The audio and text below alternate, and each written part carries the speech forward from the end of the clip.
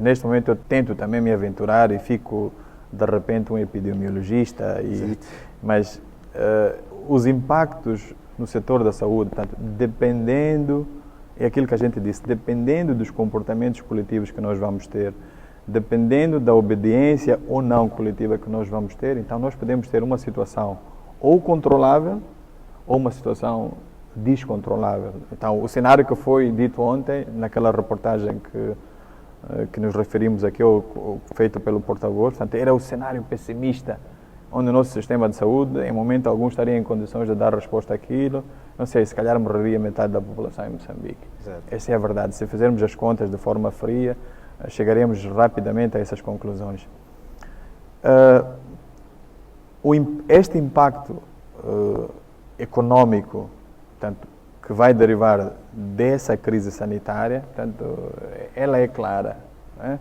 Então vamos ter naturalmente uma redução da mão de obra, assim como tivemos na altura com o surto ou com o surto do HIV-Sida. Portanto, vamos ter o problema do absentismo, as pessoas começam a faltar o setor da atividade, vamos ter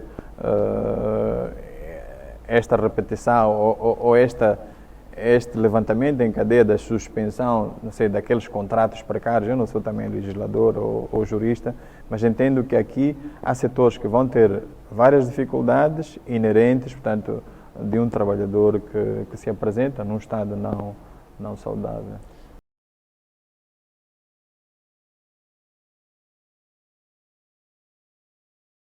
Houve, de facto, esta suspensão da negociação para a determinação dos reajustes dos novos salários mínimos. Então, a Comissão Consultiva do Trabalho, há uma discussão tripartida entre o Governo, o setor privado e os trabalhadores. Portanto, eles sentam-se à mesa, portanto, todos os meses de abril, para fazer essa discussão e depois chegar a um entendimento sobre quais devem ser os reajustes. A Convenção número 131 da Organização Internacional do Trabalho sobre a política da fixação do salário mínimo, então isto é importante percebermos o princípio do salário mínimo. Ela estabelece que o salário mínimo que vai ser fixado, ou o reajuste que vai ser feito, deve assegurar aos trabalhadores a proteção social. E a proteção social significa que ele deve conseguir ter, com o seu rendimento, essa proteção social. Um dos critérios para fazermos estes reajustes salariais, de facto, é este do IPC, portanto, o Índice de Preço ao Consumidor, que captura, portanto, a subida do nível geral de preços de um ano para o outro. E, de facto, é uma situação interessante, porque no ano passado nós tínhamos, e a previsão também é de continuarmos a ter uma inflação de 1 dígito, nós tínhamos uma inflação de não mais de 3%, penso que era 2,2%, e agora a previsão, neste momento de suspensão destas renegociações ou negociações dos reajustes salariais, é de que a inflação venha a ser 6%. Ou seja, o custo de vida do trabalhador, o custo de vida do cidadão vai continuar a subir e o rendimento de que ele dispõe, o que se está a dizer aqui é que vai continuar fixo. Mas é importante tentarmos perceber a ratio ou a motivação que levou a esta Comissão Consultiva do Trabalho suspender estas negociações dos reajustes salariais. Existem alguns critérios. Primeiro, temos o critério das necessidades do trabalhador. Eu penso que essa aí está clara, que o custo de vida vai aumentar, então a necessidade do trabalhador está lá, é presente. 2, temos a capacidade de pagamento das empresas. Portanto, o fluxo de caixa ou o fluxo de receitas de que estas empresas vão gerar, portanto, é um elemento fundamental que se deve analisar para a fixação ou o reajuste do salário. O outro critério é, de facto, olhar para a conjuntura, portanto, a perspectiva, quais são as exigências do desenvolvimento econômico. Então, em função disso, quer dizer, nunca há um critério também claro, quando se fazem essas negociações, se revisitar as conclusões que são feitas nos anos passados, quer dizer, nunca há um critério, dizer que, olha, este ano pegamos só na inflação, ou neste ano o critério é este. Portanto, é sempre, de facto, uma negociação. Né? Então, neste caso, de facto, este trabalhador moçambicano que precisa de ser mais valorizado. O salário mínimo, isso, portanto, não é novidade nenhuma, de que alguns setores dispõem, se olharmos para aquele setor da segurança, o setor, quer dizer, os setores o setor da agricultura, os menos produtivos, portanto, vamos ver que é impossível, ou quase impossível, porque impossível não é, é quase impossível, porque ele sobrevive, com aquele salário mínimo, portanto, 3 mil, 4 mil e alguma coisa, 5 mil, portanto, aí já começa a ser mais ou menos razoável. Mas o que é que esteve por detrás desta suspensão? Acredito que, portanto, o sentido restrito da palavra, portanto, suspensão significa que, não sei, pode haver um outro momento em que estes três vão se sentar, vão, não sei, conversar, e aí se vai concluir que, olha, vamos fazer o reajuste ou não vamos fazer o reajuste. Mas eu penso que aqui o que pesou mais é que já há indícios, não vamos neste momento, e não estamos em condições, as autoridades não estão em condições de fazer essa quantificação, mas já há essa crença e percebe-se que há um número de pessoas que, infelizmente, começam a perder os seus empregos. Se é de forma legal ou não, mas as pessoas começam a perder o seu emprego. Aquelas empresas menos produtivas, que têm dificuldades de colocar os seus serviços à disposição do mercado. Portanto, estas empresas de facto ficam limitadas e dificilmente conseguem manter. Então eu penso que aqui o que pesou para haver esta suspensão, de facto, é esta medida decretada, e eu penso que é assertiva, portanto, esta medida de prevenção, né, este estado de emergência, e que, de facto, limita esta oferta em alguns setores. Então, o que pode acontecer, como já disse, e eu acredito que a próxima sentada desta Comissão Consultiva do Trabalho, ela não precisa de pensar, não sei, pode ser o caso, de discutir a coisa, tanto como vem sendo discutida nos últimos anos. Então, esta é uma situação específica, podem-se criar premissas de discussão diferentes daquelas que eram feitas anteriormente.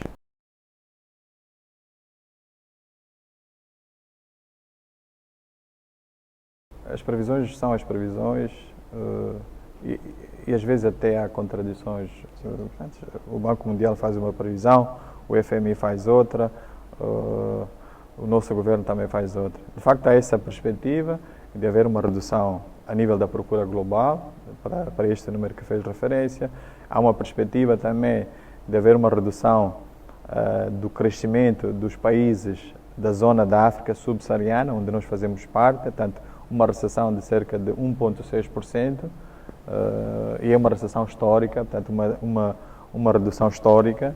O último relatório das perspectivas apontadas pelo FMI é um relatório muito interessante, porque também diz que, olha, com a mesma rapidez que se vai portanto, encontrar a vacina, vai ser com a mesma rapidez que os países vão sair da crise. Então, a perspectiva, por exemplo, para os países da região da África subsaariana, eles apontam para, não obstante este decrescimento de hoje, portanto, deste ano para o próximo ano, portanto, de 1,6%, esta recessão de 1,6%, eles perspectivam já um crescimento de 4% no ano seguinte.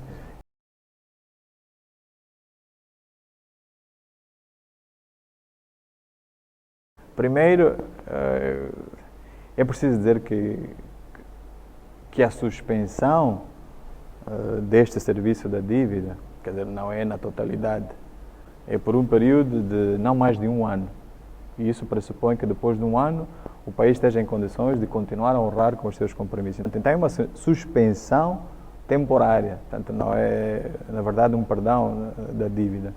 Olha a importância desta ação do Fundo Monetário Internacional em duas vertentes. Primeiro, de facto, vamos ter essa almofada que vai permitir reforçar o orçamento do setor da saúde para dar resposta à situação. E esse é o objetivo principal, portanto, deste serviço da dívida.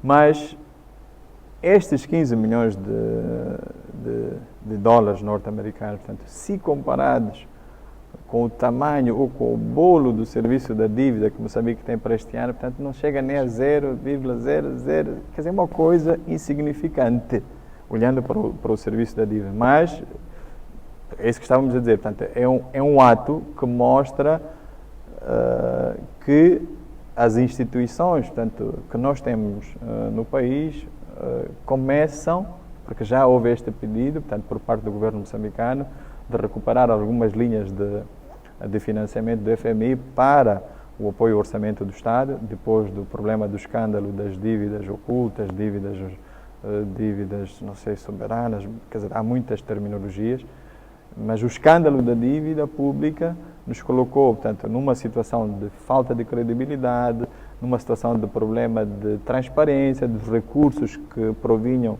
portanto, dos parceiros multilaterais, bilaterais e outras organizações e outros países que têm feito o apoio.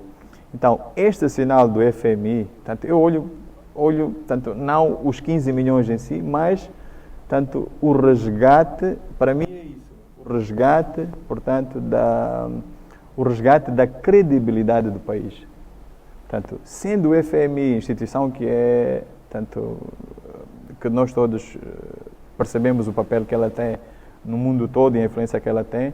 Portanto, o que pode aqui acontecer, se o FMI disponibilizou fez este perdão, então, primeiro, vai-se perspectivar que eles possam, a breve trecho, continuar a fazer o apoio ao orçamento do Estado. E é importante nós referenciarmos que estes apoios que provêm de fora são sempre muito úteis para dar vazão, portanto, ao orçamento do Estado. Lembre-se que em 2014, 2015, tivemos, quando o problema da dívida surgiu, a suspensão dos famosos G19, portanto, um grupo de 19 países que faziam apoio programado com o orçamento do Estado. 5 deles saíram, Alemanha, Dinamarca, Holanda, não posso precisar de todos eles, mas agora ficou o G14. Então, eles continuam a fazer o apoio. Com este perdão do serviço da dívida, então, é muito provável que depois os outros países acompanhem.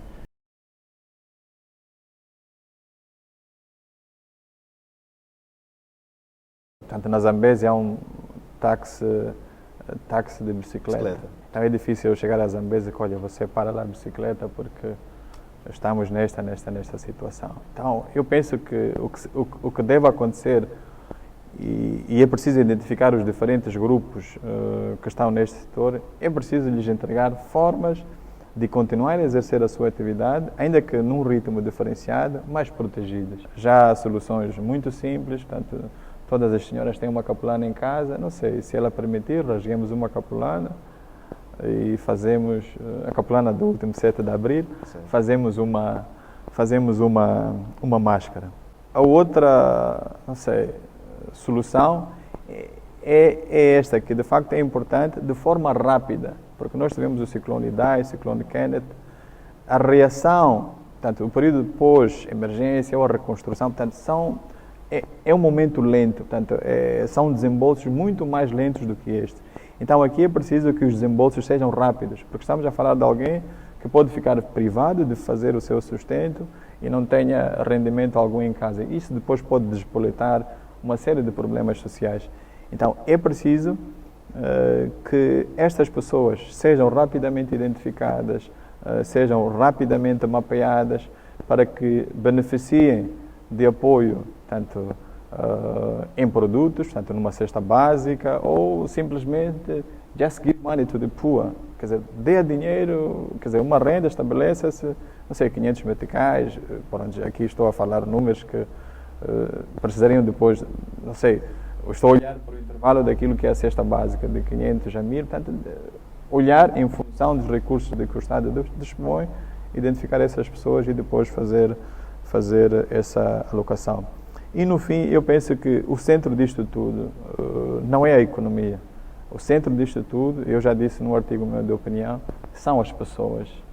Então, é preciso preservarmos, primeiro, a saúde, tanto das pessoas, do comerciante informal, dos médicos, dos enfermeiros, dos professores, dos mototaxistas, não sei, dos chopelistas. Quer dizer, é preciso preservar a saúde dessas pessoas para depois de forma assim muito enérgica, voltarmos a trabalhar sem este problema que nos assusta.